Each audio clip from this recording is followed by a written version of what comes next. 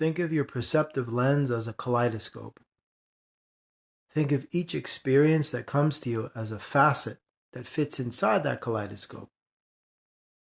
And then, when you turn it, each different geometric depiction and graphic design and shape and form and color is a new reality.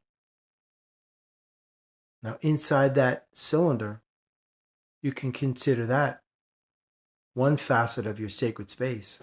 Absolutely.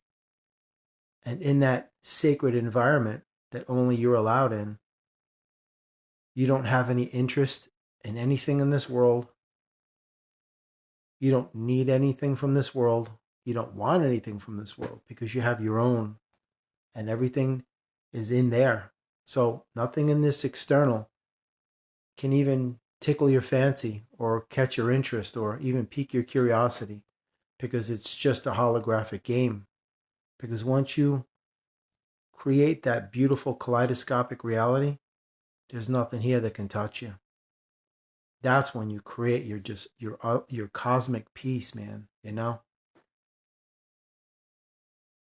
And all of these illusionary scenarios and these concepts that the mind creates in order to stagnate your progress isn't allowed in that kaleidoscopic reality, because the mind subsists off of this insanity outside, because all it knows is let's go outside, like that hyperactive, rambunctious, pugnacious kid looking to fight, get in trouble. They always want to go outside and throw rocks and, pick fights with people and start trouble and steal things and get into all kinds of mischief. And those are the kids that wind up in jail at a young age, or even, dead, because they're just self-destructive. That's what the mind is. It's a self-destructive element that's a byproduct of something that it's indescribable. In the sheer depth of horror and darkness that is the very consumption of its own core essence. It's just the very embodiment of that. And the mind is just like a low-level functionary to that upper echelon, if you will. So inside your kaleidoscopic reality is none of that stuff, man. It's a completely different everything to the outside that surrounds it, not connected to it. Like I always use the example of when they go into an area that has a real virus, you'll see them wearing a hazardous material suits.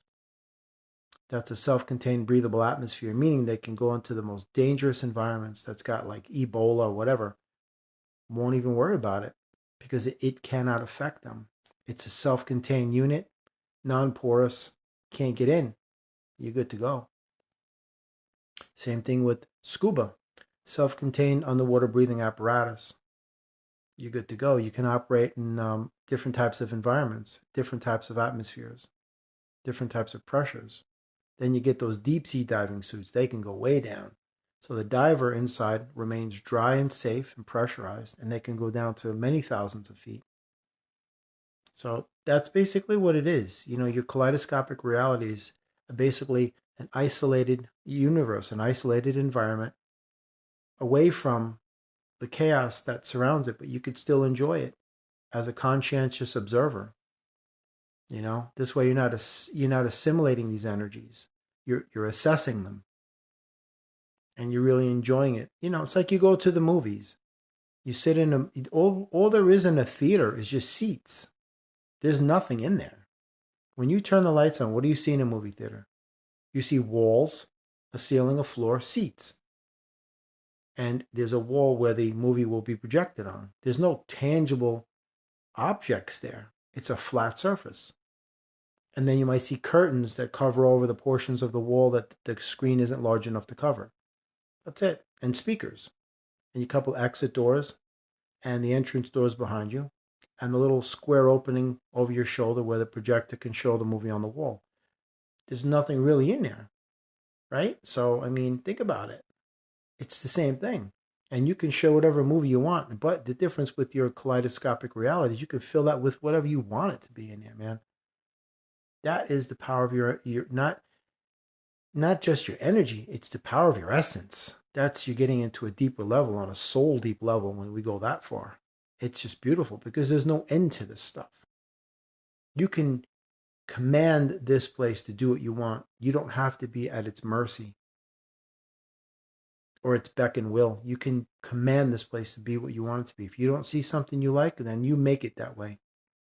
If the universe gives you a hand and you don't like it, then you say, I'm not interested in this game. I'm going to go make it up as I go along. And I refuse to go down that road because that is not right for me. Thank you for the offer. I do appreciate it, but no thank you. I'm going to thrive thoroughly inside my kaleidoscopic reality, man.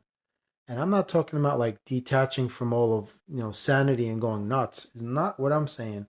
I'm saying you have the power to generate, create, manifest, materialize, actualize, and realize any freaking thing you want. Why settle for what this world has to offer you or what the universe is offering you when you can create something and offer that for yourself and you just know that that is the best of the best and nobody can even touch that?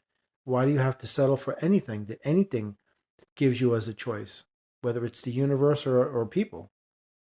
Because people are a byproduct of the universe. Like I said in a previous video, if you construe the divine collective as the superset, and the derivative subset of that reality becomes what you see here, then you clearly see that everything is connected to the one. So if you are granted unlimited powers, which you have, then why not use those to create unlimited access to the unlimited resources and the unlimited prosperity and the unlimited abundance that's readily available to you anytime, anywhere inside yourself? Yes. Now you're tapping into something unlimited that there is no to. There's only yes. And there's no resistance because they're not allowed in. That system is not allowed in. Just using the word for a minute, imagination, which I always discourage people from using because it means imaginary. They just get you to think it doesn't exist, and that's why you don't empower it. But let's just say your imagination for a minute, right? In your imagination, don't you always wonder why it is that every time you put something in your imagination, it always goes flawlessly every single time? Why is that? Because there's nothing of an outside source that is introduced into that sacred environment that is running counterintuitive or opposite of what you are looking to accomplish in that space, which is, of course, the fulfillment of your desires and dreams. There's no system, there's no corruption, there's no fraud, there's no impediments, hindrances, blockages, complications, obstacles, troubles, hassles, challenges, or delays. They're not allowed in there. It's like a secret private little club only reserved for a few, and you are the few, the holy triumvirate. You know what I mean? Soul, essence, and heart. And the mind is not allowed to come in. And that is a beautiful freaking place. As crazy as this video may sound, if you really think about it, you really ponder what I'm saying. You have the ability to do whatever you want. Why do you have to just listen to what they're saying in these books and these videos and seminars and all the stuff that people send out that they don't practice what they preach? They just do it to make money, and the audience just gobbles it up like, oh, this is the only way. This sounds great. I got to follow this. You notice they're not ever offering you any other alternatives other than what you find online or in books. It's always the same non-duality, and that goes on for 7 hours, and that gets boring. The evolution of your consciousness. Practice. Non-attachment. And all of this stuff. It's really cool, but what does that really do? When you can just create your own atmosphere, energy, vibration, environment, your own world, your own universe. And you can thoroughly immerse your soul in that fully intensified iridescent experience and stay there continuously. That's your power, man. And that isn't even the tip of the iceberg. It isn't just about manifesting objects or people in your life. It goes way beyond that. And what happens when you leave this place, this earth? Your powers magnify and they intensify, absolutely, because now you're free from the limitations of the physical. You return now to the non-physical, formless, disembodied vision, pure amorphous consciousness, straight truth. And then it just gets better from there. So anyway, this is just a little bit of an abstract idea that I'm throwing out there, just to give you a little inkling, a little insight of what your true potential is, which is unlimited. That's why you have unlimited transformative potential. The word unlimited.